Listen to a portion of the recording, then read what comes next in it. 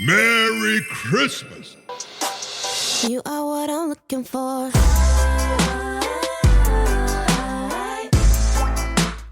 I know what I'm looking for.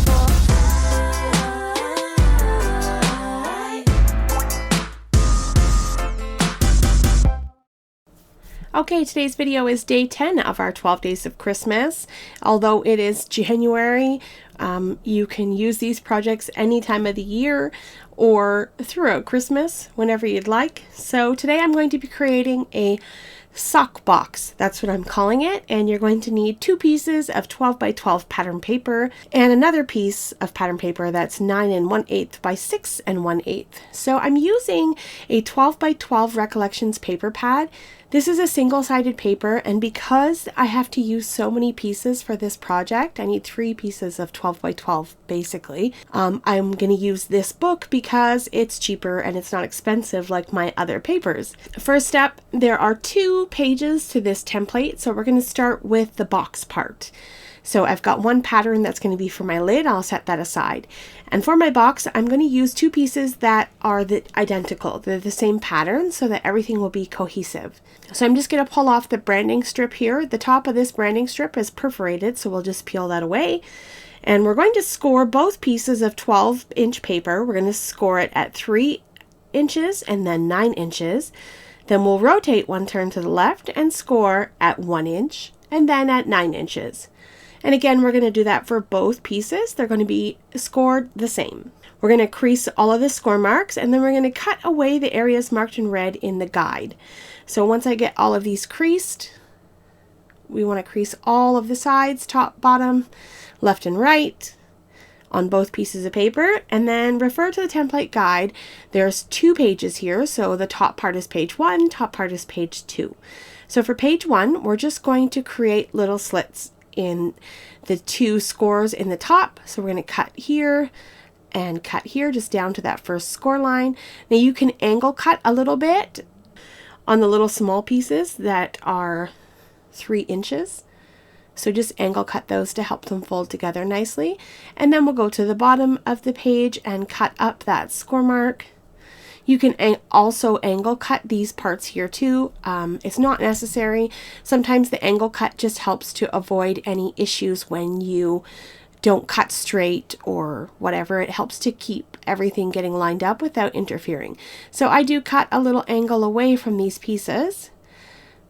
And then I'm going to go to the second piece of paper and I'm going to take a look at my template guide, and we're going to cut away the areas that are marked in red. And there's 2 squares on the top left and right that we're going to cut away, and then we'll make those little cuts into the bottom. So following along the score marks here, I'm going to cut this nice and straight and cut away that first little corner, and then flip over to the other side and cut away that little corner, and then go to the bottom and cut little slits up those 2 score marks until we meet the intersecting score line. And once again, if you wanted to, you can angle cut a little bit here. You don't have to, it's not necessary, but it just kind of helps to fold everything together nicely. Okay, so I'll do that to both sides, left and right. Cut those little slits in and a small angle cut. And now we're going to get ready to apply adhesive and create this bag.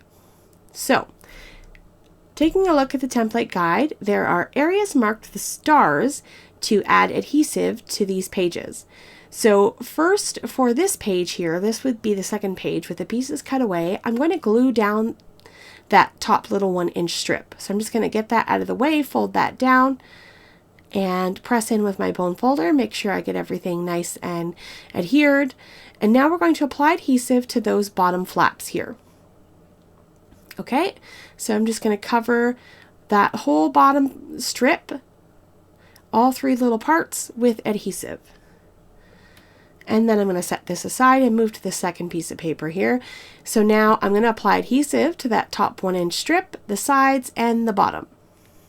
Okay, so I'm just going to run my tape runner down from top to bottom, all the way across, all the way around the entire perimeter of this paper. And then we'll start by folding down that top 1-inch strip. We'll get adhesive on that and then fold that in. We're not going to fold down those little sides yet because we're going to attach the papers together, and then they're going to fold down and kind of create a perimeter on the top. So I'm going to take the 2 bottom pieces and stick them together. Now, one of these pieces has adhesive on the wrong side. I should not have applied adhesive here, but that's okay. We can come back and fix this. I'm going to add a little piece of paper to cover that up. So let's start with this piece here. I'm going to fold the sort of squares together to create the resemblance of the bag or the box, whatever you want to call it. And so there we go. We have half of it complete. Now I'm going to take the other half and I'm going to kind of wrap it around, sort of get it lined up over the piece that I have. And I'll start with the bottom and then press that piece in. And then the 2 little sides, we'll stand those up and fold those over and press in all of that adhesive, making sure that this is getting as straight as I possibly can get it. And lining up the other side, press in that adhesive, push in that bottom flap. There we go. This is starting to come together nicely. All right. And now those little flaps here, we're going to fold them over, tuck them in, and adhere them down. So now you have this 1-inch perimeter of pattern paper on the inside. So I'll take my bone folder and I'll press everything in. I'm just going to take my scissors and cut off any excess that's hanging over. And there we go. For the lid, or page 2 in our template, we're going to cut a piece down that measures 9 1/8 by 6 1/8. Okay, and then I've got a scrap left over that I'm going to cut down to fit inside of my bag where I've got that extra adhesive. So I'm just going to cut this down. After cutting my 12 by 12 paper, I just need to cut this down by just a little less than 3. So we have this piece that measures like 5 7/8 by 2 7/8. And this will fit perfectly as like a liner on the inside of the bag and cover up that extra adhesive. Okay, and then it helps make everything look nice and kind of cohesive. Looks great. All right, now we're going to take that piece and flip over to page 2 of our template book. And we're going to start by scoring on 1 inch on all 4 sides. So I've got 1 inch, turn, 1 inch, turn, and so on. Then I'll take my scissors and I'm going to cut up the score line on one side until we meet the intersecting score line, and then turn the page, cut up the score line, and so on all the way around until we have a cut in all 4 sides. Okay, you'll kind of see. If you've seen my previous videos, we've created similar style lids just like this. So I'm going to crease all of those folds and get ready to adhere everything together. We're going to apply adhesive to those 4 little corners there that I've folded in. And I'm just going to use my tape runner here. I'll cover all of those little 4 corners in adhesive. And then we're going to start adhering this together. So I'll stand up one side and adhere that to create a 90-degree angle. And then just keep repeating all the way around. This comes together super quick and it's super easy. There we go.